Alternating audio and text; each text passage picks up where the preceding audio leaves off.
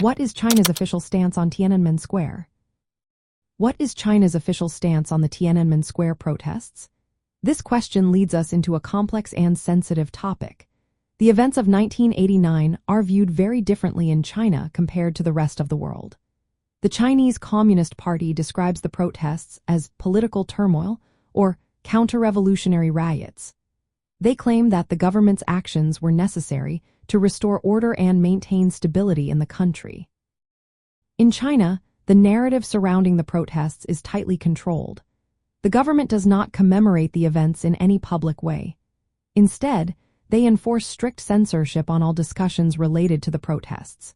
This includes online content, books, and even conversations in public spaces. Families of those who were affected face surveillance and restrictions if they try to remember or seek justice for the victims.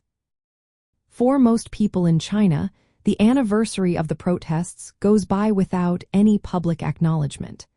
The government aims to prevent any collective memory from forming. As a result, many younger generations grow up unaware of the details or significance of what happened in Tiananmen Square. The official stance is that the actions taken in 1989 were for national security and to protect the leadership of the Communist Party. Any attempt to discuss or commemorate the events is seen as a threat to social stability.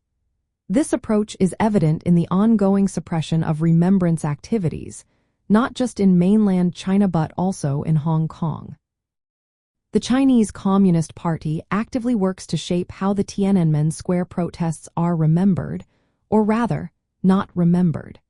This stance is part of their broader strategy to maintain control over historical memory. The government believes that by suppressing discussions about the protests, they can ensure the stability and unity of the nation under their leadership.